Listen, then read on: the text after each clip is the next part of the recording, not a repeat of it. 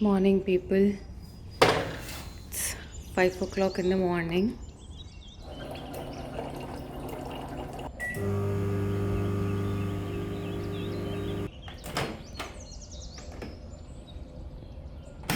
सुबह के 5:30 बज रहे हैं। एक्चुअली एग्जैक्टली अभी सुबह के 5:30 बज रहे हैं और थोड़ा धीरे बात करूँगी मैं, क्योंकि मेरे मम्मी पापा भी उस रूम में मेडिटेशन कर रहे हैं। मैं भी अभी ट्रेन की आवाज़ आई गेस इंटरसिटी जा रही है जोधपुर से जयपुर। मैं भी अभी जस्ट मेडिटेशन करके आई हूँ और काफ़ी फ्रेश फील हो रहा है। एक्चुअली मैं फ्रेश लग भी रही हूँ। सो गर्म पानी पी लेते हैं पहले। तो अभी ब्रह्म मुहूर्त चल रहा है। 48 मिनट्स का ब्रह्म मुहूर्त होता है। इसमें मेरी नानी कहती थी कि ब्रह्म मुहूर्त में उठना चाहिए, मेडिटेशन करना चाहिए और पढ़ाई करनी चाहिए, याद रहता है ज़िंदगी भर। अब सोच रही हूँ काश मैथ्स पढ़ लेती तो सिर्फ जस्ट पास नहीं होती, अच्छे मार्क्स आ जाते हैं। खैर एनीवेज़, तो ब्रह्म मुहूर्त में मैंने भी लॉकडाउन में उठना स्टार्ट किया है और काफ़ी चेंजेस आए हैं।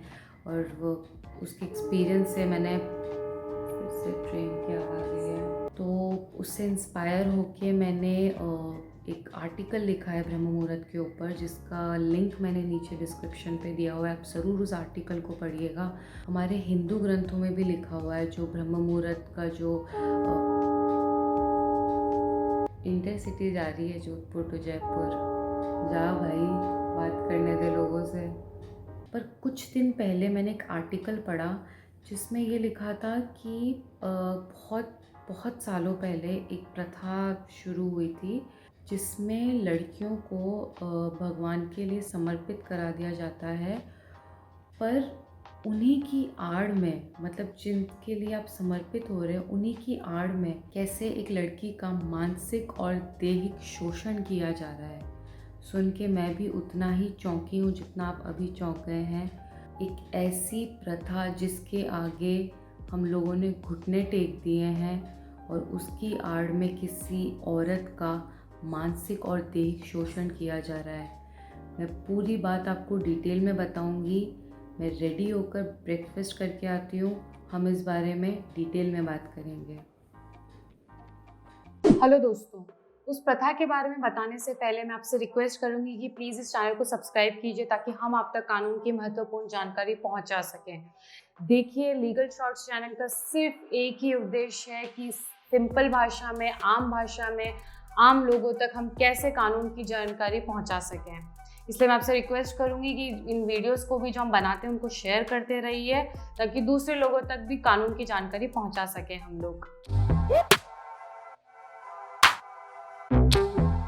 उस प्रथा के बारे में बताने से पहले हम थोड़ा इतिहास की तरफ रुख ले लेते हैं। इतिहासकारों के अकॉर्डिंग 6ठी शताब्दी में दक्षिणी भारत में एक प्रथा ने जन्म लिया था। इस प्रथा के अंदर एक लड़की जब 14 या 15 साल की हो जाती है, जब वो प्यूबर्टी एज को अटेंड कर लेती है, यानी जब उसके पीरियड स्टार्ट हो जाते हैं, जैसे गाँव में बोलते हैं कि लड़की छुट्टी पे चली गई है, तब उसकी शादी एक देवता से करा दी जाती है। जब किसी लड़की की शादी एक देवता से करा दी जाती है तो उस लड़की को कहा जाता है देवदासी।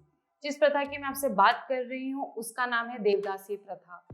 इस प्रथा को शुरू करने का उद्देश्य ये था कि जिस लड़की की शादी देवता से की जा रही है, वो लड़की जिस मंदिर में रहेगी वहाँ पे उसकी देखभाल करेगी, उस मंदिर की देवता की देखभाल करेगी, भगवान को प्रसन्न करने के लिए वो नृत्य करेगी। उसे 64 कलाओं का इवन ज्ञान तक दिया जाता था।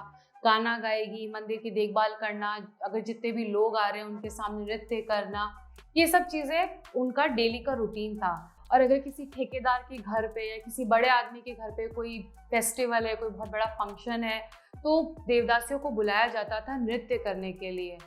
पर जब उनको बुलाया जाता था तो उनकी बहुत इज्जत की जाती थी। ठेकेदार उनसे प्रसन्न होते थे तो उनको बदले में ज़मीन दे देते थे या तो उनको सोना दे देते थे।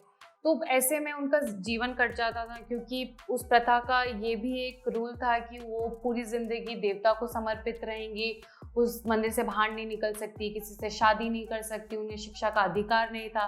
वैसे भी 6ठी शताब्दी में महिलाओं को शिक्षा का यूं भी अधिकार नहीं था। अभी भी कई ऐसे गांव हैं जहाँ पे महिलाओं को शिक्षा का अधिकार नहीं देते। पता नहीं क्यों नहीं देते, पुरुष प्रधान समाज में, ये तो हमारी सरकार ही जाने। छठी शताब्दी में जब ये प्रथा थी तब लड़कियों की बहुत इज्जत की जाती थी। देवदासियों को, उनका नाम ही देवदासी था, या देवदासी बोलते थे या जोगिनी बोलते थे, ऐसे बहुत सारे उनको नाम दिए गए थे।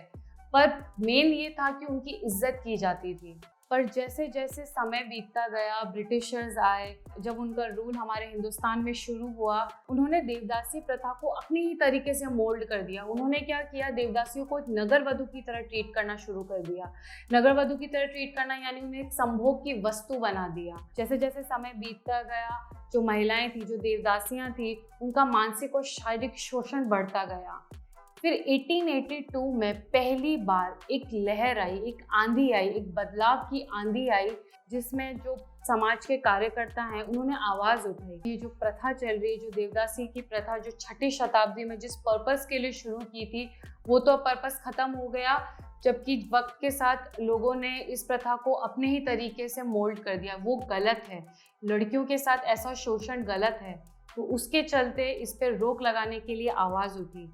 फिर 1934 में पहली बार आईपीसी यानी इंडियन पिनल कोड में सेक्शन 372 में ये कहा गया कि अगर किसी लड़की जो माइनर है, जिसकी उम्र 18 वर्ष से कम है, अगर उसे सेल किया जाता है यानी उसे प्रोस्टिट्यूशन के पर्पस के लिए अगर उसको बेचा जाता है तो ये एक ऑफेंस माना जाएगा, और ऐसे में उस आदमी को या औरत को अगर वो ऐसे कोई ऑफेंस करता है तो उसे 10 साल की सज़ा सुनाई दी जाएगी। फिर ये सेक्शन बना। 1934 में ब्रिटिशर्स का जब रूल था, तब उसी रूल के अंडर एक एक्ट पास हुआ, बॉम्बे देवदासी प्रोटेक्शन एक्ट। इस एक्ट के अंदर कोर्ट ने ये कहा कि देवदासी जिन पर रोक लगा दी गई थी कि वो किसी से शादी नहीं कर सकती, वो शिक्षा ग्रहण नहीं कर सकती, पर कोर्ट ने ये कह दिया अब वो जब चाहे जिससे शादी कर सकती, वो चाहे तो मंदिर से निकल सकती हैं, वो इस प्रथा को ख़त्म कर सकती है, क्योंकि ऑन पेपर्स ऑफिशियली लीगली ये प्रथा अब ख़त्म हो चुकी है। बॉम्बे के बाद मद्रास ने भी एक एक्ट निकाला जिसे कहा गया मद्रास देवदासी एक्ट। जैसे जैसे समय बीता गया और बदलाव आते गए। 1956 में इमोरल ट्रैफिक एक्ट पास हुआ, जिसमें यह कहा गया अगर कोई पब्लिकली प्रोस्टिट्यूशन का बिजनेस करता है तो उसे एक ऑफेंस माना जाएगा और ऐसे में उसे सज़ा दी जाएगी जो भी ये ऑफेंस करेगा। ये सारे एक्ट पास हुए। उसके बाद ये तो पता चल गया कि ऑफिशियली लीगली ऑन पेपर्स देवदासी प्रथा खत्म हो चुकी है, पर सच्चाई ये नहीं है। आज भी हमारे भारत में हर साल 40 से 50 हज़ार लड़कियां देवदासी बनती है। क्या रीज़न हो सकता है? भूखमरी, गरीबी, या वक्त की मजबूरी, या अगर घर में लड़की पैदा हो रही है तो उसके शादी के खर्चे कौन उठाएगा, महंगाई है, नौकरी है नहीं। इस मजबूरी के कारण माँ बाप लड़की की शादी देवता से करवा देते हैं और बदले में उन्हें पैसे दिए जाते हैं, क्योंकि जो वहाँ के लोग हैं वो उन माँ बाप के माइंड में ये भर देते हैं कि आप अपनी लड़की की शादी देवता से कराइए, ऐसे में वो लड़की पवित्र हो जाएगी, आपको कोई खर्चा भी नहीं उठाना पड़ेगा और आप पे भगवान का आशीर्वाद बना रहेगा। पर उन्हें ये नहीं पता, जब वो लड़की को किसी मंदिर में देते हैं तो उसके पीछे कारण होता है उसके देह का शोषण करना। जब उसे मंदिर से बाहर निकाल दिया जाता है तो उसे प्रोस्टिट्यूशन में धकेल दिया जाता है।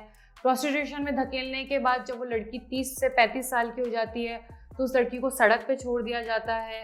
फिर वो अपना पेट पालने के लिए किसी ट्रक ड्राइवर के साथ शारीरिक संबंध बनाती है, क्योंकि हमारा सभ्य समाज तो उन्हें एक्सेप्ट करता नहीं है। पर कोर्ट ने ये ज़रूर कह दिया है कि अभी लड़कियां शादी कर सकती है, अभी लड़कियां शिक्षा भी ग्रहण कर सकती है, पर कैसे करे जब हमारा सभ्य समाज ही ऐसी लड़कियों को एक्सेप्ट नहीं कर पा रहा है। देखिए दोस्तों, गलती किसकी है? क्या सरकार सिर्फ कानून बनाकर छोड़ दिया है, या कानून हमारा इतना स्ट्रिक्ट नहीं है? क्यों उन तक कानून नहीं पहुंच पा रहा है जो देवदासी हैं? क्यों उनको अभी तक ये नहीं पता है कि जिस दलदल में वो है वो ख़त्म हो चुका है? देखिए, लॉ सबसे ऊपर है। हमारे देश में हर 200-300 किलोमीटर पे एक नई भाषा है, एक नया खान पान है, एक नया पहनावा है, एक नए तरह के रीति रिवाज हैं। पर इन रीति रिवाजों से ऊपर लॉ है, कानून है, हमारे भारत का कानून है, जिसकी जानकारी सबको होनी चाहिए। देखिए, इसका बहुत सिंपल सा समाधान है। लॉ तो बन चुका है, स्ट्रिक्ट भी है, सज़ा भी है, पर बात सिर्फ इतनी सी है कि कैसे ये कानून उन देवदासियों तक पहुंचाया जाए। जो लड़कियां इस दलदल में फंस चुकी हैं उन्हें कैसे बाहर निकालना है, ये सिर्फ सरकार की जिम्मेदारी नहीं, आपकी और हमारी भी जिम्मेदारी है। ऐसी कई रूढ़िवादी प्रथाएं हैं, मैं आप तक पहुंचाती रहूंगी। दोस्तों, तब तक के लिए घर पे रहिए, सुरक्षित रहिए और इस चैनल को सब्सक्राइब करना ना भूलिए। ठीक है दोस्तों, तो जल्द मिलेंगे एक नए कानून की जानकारी के साथ, एक नई रूढ़िवादी प्रथा के साथ। तो मिलते हैं एक नए वीडियो के साथ। जय हिंद। नींद आ रही है यार। ये वो वाला ट्रेन वाला ले लेना ना, थोड़ा नेचुरल लगेगा। अलग अलग, सॉरी क्या हो रहा है यार।